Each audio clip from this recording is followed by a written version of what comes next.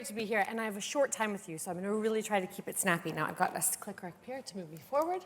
I want to start off with a why. Why are we doing this? You'll know the NHS is big. We have, I think, probably the largest and most complex supply chain that I've been able to encounter. If anybody has a bigger one, I'd love to talk to you about it. We can supply chain off. But what I'm really pleased about is that we and the NHS have a really clear and core recognition of our net zero responsibilities. We do have a huge impact, and we do have a lot of opportunity to make a change to that impact. You may remember that in the tail end of last year, after the new government came in, Lord Darzi set out doing his investigation into the NHS.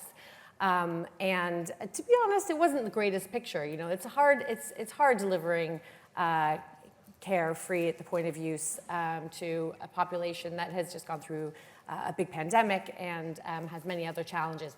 However, there was one shining light in that report that, first, of course, I will have hung on to, but many others did as well across the NHS, which is that there is an imperative to continue to stick with our net zero goals across the NHS. And, you know, importantly, this point around there not being a trade-off. It's not an either or between sustainability and a good health system. And I think that's a really, really critical point. And it picks up on some of the conversations that have been happening this morning around how do we build in sustainability into the core business of what we do. And so if we are, you know, a business delivering med tech, then you've got to think about that in that context. And it always comes back down to the patient, right?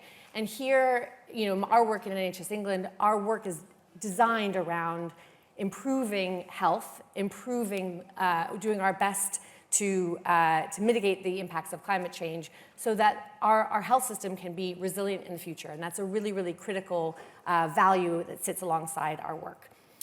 So now there's a couple of things here. So this is some of this that sets out how government wants us to leverage our spend in the public sector with the private sector.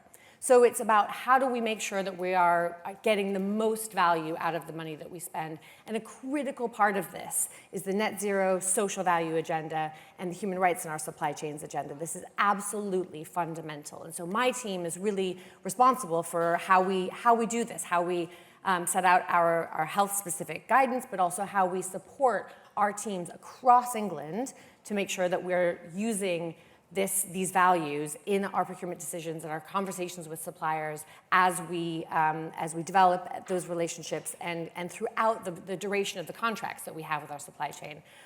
We spend about £35 billion a year on non-pay products and services every single year in the NHS. It's a pretty big bargaining chip with our supply chain. But we have a really important role to play in making sure that we, as the NHS, are adding to the meaningful conversations that we're having around social value, net zero, and modern slavery. I've heard a lot today about building in the sustainability program to the business. This is a really, really critical principle that I think if you get it right, it can really help you withstand shocks. I don't think I need to say that we are currently in a state of shock.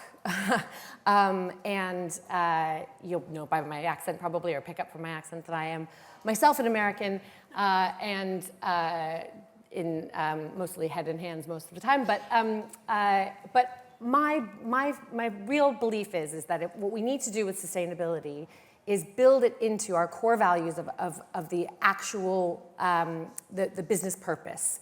And one of the things that we did back in 2021, when I joined NHS England in this role, was set out exactly how we intend to address net zero and sustainability in our supply chain. So we published this roadmap, word for word. This is what we published back in 2021. And what we said was, we're going to ask our suppliers for certain things at certain times, and we're going to give them a runway and a signal for that ask. So we're not going to creep up on them and say, suddenly this is due next week. This is all published. This has been out in the public domain since September 30th, 2021. And what's really exciting about this is that a number of these milestones are already under our belts. We already ask for social value in all of our procurements and make sure that there's a weighting of at least 10% on that in every decision that we make on a procurement basis. But also we're asking for our suppliers to have carbon reduction targets, to set those carbon reduction targets and tell us what they're doing about them. Now, we are at this point aligned largely to government policy, Cabinet Office policy. And the NHS has quite an ambitious plan to go forward. So importantly, in 2024, we expanded the scope of the supply chain that's required to give us a carbon target and set out their emission scopes, et cetera, for their scope 1 and 2. But from 2027, we're really changing the game. We're asking for our suppliers to give us scope 3, so their supply chains, their impacts, and to set a net zero target against that. We had SBTI on the panel earlier today, and we are very, very keen to see that our supply chain is taking this seriously and getting third-party accredited targets. That's a really important part of our program. And I think it's really, really critical that we, as the NHS, are clear in our ambition and steady in what we are asking. So this is something that we had built in from 2021. It's this roadmap and the delivering a net zero national health service sit in statutory legislation, so the Health and Care Act 2022. And I can't tell you how happy I am that they are, because at this point when everything feels uncertain, we know that legally we are required to deliver upon this. And that really puts us in a really strong position to say this is something that we are going to absolutely continue with. And importantly, from April 2028, we're also going to be asking our suppliers for the impacts of their products. So we're really keen to understand how our supply chain is comprised. The point of the roadmap is not to catch our supply chain out or to name call or say people are failing. The idea behind this is to take one of the largest and most complex supply chains in the world and get everybody on the journey. And that's a really, really critical principle that sits within this roadmap. So I'm really pleased to say that this is something that we work to every single day. My team, some of whom are in the room here with us today, this is kind of our roadmap. It's our North Star for how we carry out our work. So just a little bit about our work, just to set the scene a tiny bit, is that we have this net zero agenda, absolutely. Social value, like I mentioned before, in all of our procurements, making sure that we are encouraging fair working practices, encouraging well-being, and so on through our procurements, delivering the government health missions, but also looking to eradicate modern slavery in our supply chains. It's well documented that there are instances of modern slavery within the healthcare supply chains. It's a really unfortunate thing for that to be true, but we know that it is true. We acknowledge it, so it is our one of our core purposes is to put in place the mechanisms to make sure that we are mitigating that and addressing any instances of modern slavery in our supply chain. A consultation on new regulations for the National Health Service just closed earlier in February on how we're going to go about doing that, and this is something that really sits within our core purpose as the NHS, is to making sure that we as a health system do no harm. Now, I've got a few more slides, but I kind of want to focus on a couple of other things. So let me just, I'm going to just motor on through these a little bit. Actually, I'm going to stay there.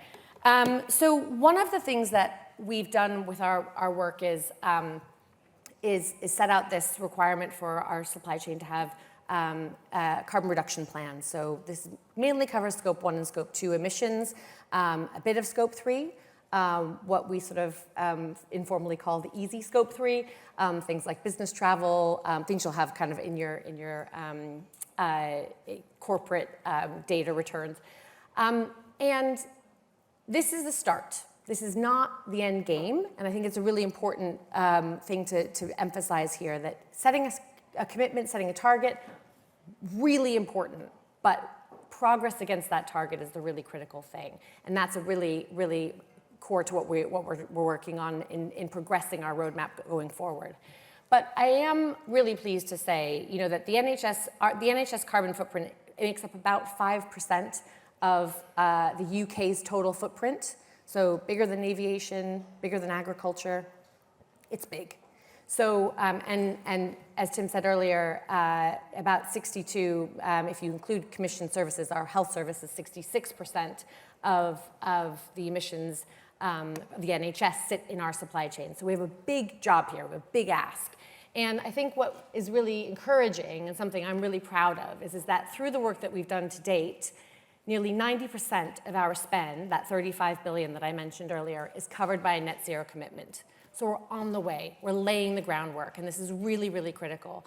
I think we're all human, right? And we're all reading the news, and those of us that work in sustainability, those of us that care about our planet, I think everybody in the room is going to be in that cohort. We're minded to make sure that we leave the world a better place than we found it. And it's hard at the moment. But I think I would really just encourage you to look to the positives that are out there and stay firm. We had the shock of 2008 and the economic shock of that, which then sort of put a whole kind of question mark over sustainability. That was now, it feels like a lifetime ago, but for those of us that were working in sustainability then or in business, we'll remember that time. This is a cycle, and it feels particularly tough right now. But I really, really think that building this stuff into the core business and keeping at it is really, really critical. I wanted to just take a couple of minutes, and I do want to leave some time for questions because I really get so much more out of having a conversation with you than just talking at you. So, but I wanted to just talk a little bit about what are the kind of key skills that we need as leaders and as people driving sustainability in. We need to be business savvy. We need to understand. But I think there's also a really important point here around resilience. And I don't just mean making sure that you're okay, which is really important too. I mean, if I'm honest, that's a really, for those of us that have worked in this area for a long, long time, it can feel like all the work that we've been doing is undone and it's all hopeless. And actually, we need to move on from that because actually that's not the case at all. But I think building resilience is about embedding our work into the business. And that comes with making the argument to the chief executive or the senior level decision makers that are going to be driving this forward, and putting a program in place that makes sense for the wider business, that leans on a lot of different levers. So, there's cost savings, and cost savings are the #1 priority for the NHS right now. You don't have to open many papers before you read all about that. So cost savings, absolutely, still fundamental to the work that we're doing every single day in, day out. We're investing in our estate, and that yields cost savings. I mean, our estate is so old and complex, so we can continue to get that low-hanging fruit for a long time. But it's also about helping the organization to understand why this matters at the end of the day. So when you look at sort of that patient coming into a hospital, why does climate change matter? Why should we be doing this? Do they think that we're just wasting our time or resource on this? And actually what you see is that through the delivery of social value, through procurements, through building more resilient economies and through climate, I think, I'm going to misquote who said it earlier, but there was a quote earlier about the net zero economy of Britain adding 83 billion last year, and I was really impressed with that because actually we are the work around climate is the work of the future. So I think just emphasizing that resilience, so personal resilience, but also business resilience of climate is so important. Also, a really difficult thing to do, but I think really critical, is embrace complexity. So we thought things were complex before, and now they're really complex. But actually, everybody else is struggling with this too, right? It's not a simple system. When you work in supply chains, nobody has it nailed. So figure out what are the levers to help make some sense of that complexity. And I am a huge believer that data is going to be a really important lever in that. I think artificial intelligence in supply chain communications has huge opportunity, and it's something that certainly we're looking at in the NHS as to how we make our relationship with our supply chain much more dynamic through the use of data and artificial intelligence. To be confirmed. I'm still working on it. But this is something that I'm really, really curious to know how it works and how we can make that happen. And I think we're seeing AI and data being increasingly important in financial environments. And I think the same will be true of the ESG world as well. This is going to be a really critical area of I think, an exciting new frontier. So embracing complexity, but also being afraid to fail is not going to get us there. We've got to make sure that we lean into challenging ideas, that we give ourselves the opportunity to try new things and learn from the things that don't go well and share those things. The reason that I come to events like this today is not to come here and speak to you guys for 15 minutes and tell you all about what I do. That's really boring for you guys. You don't want to hear just about what I do. That's what I want to do is talk to you. I want to understand what you're doing, what you're learning, where your challenges are, and how we can find ways of solving those challenges together. So on that note, I will end there and invite back to the stage and take some questions, hopefully. Thanks. We probably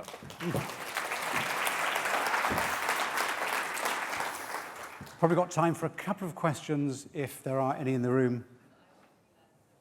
A gentleman at the front. So Charlie, the mic is now going to have to run down the middle at lightning speed.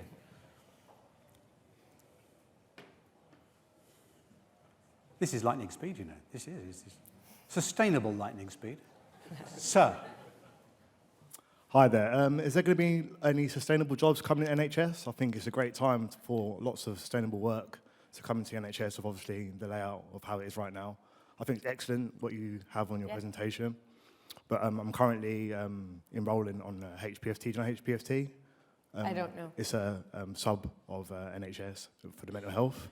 And within their building, they're thinking of doing like solar panels, things like that to obviously decarbonise that, electric points as well.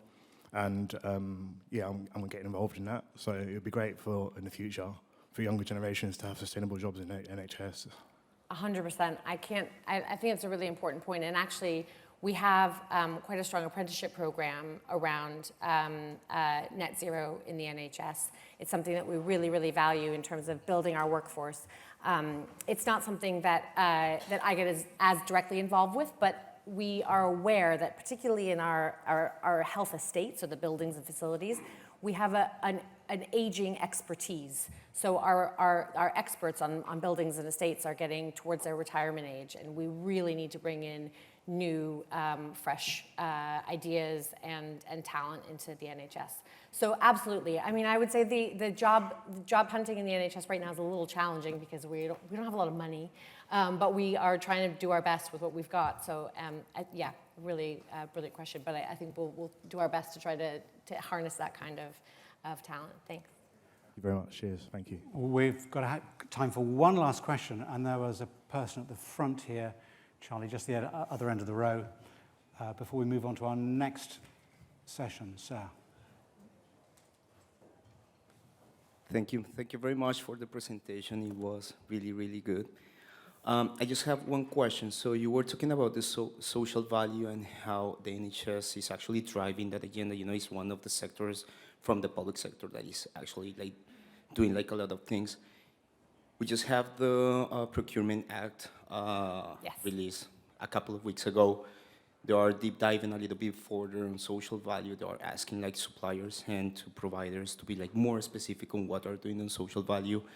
How do you see the actions made under the social value in this new scenario to tackle climate change and net zero while stop being tactical and being more strategical, under the contracts? It's a great question. So just for those in the room that aren't aware, on the 24th of February, the new Procurement Act for the wider public sector came into force for England, and it gives us a lot of opportunity to be much more collaborative with our suppliers as the public sector. And on social value, it's very much an outcomes-based approach. There's sort of a slight shift. So it's sort of what can we achieve rather than what should we ask and how should we measure that, et cetera. And I think I'm a big believer that climate and sustainability can sit in social value, but I also think that often it should sit in the core delivery of the contract. So rather than sort of putting it as the extra bit, 10% at the end, that's sort of additional to the contract, is how we use that, how we get climate and sustainability built more into the core specification, and then use that 10% for things like, you know, building skills and supporting that might not necessarily be the first thing you think of when you're putting the contract together. So I think we need to be super strategic and super tactical on this. We have to use procurement better. You know, we work on it. My team provides a lot of guidance and support, but we could still do it better across the NHS and the wider public sector. So yeah, I'm excited about the changes to the Procurement Act. I think it's going to be a really exciting way forward. So cool, thanks. Alexandra, thank you so Pleasure. much. Alexandra Hammond from NHS England. Thank you.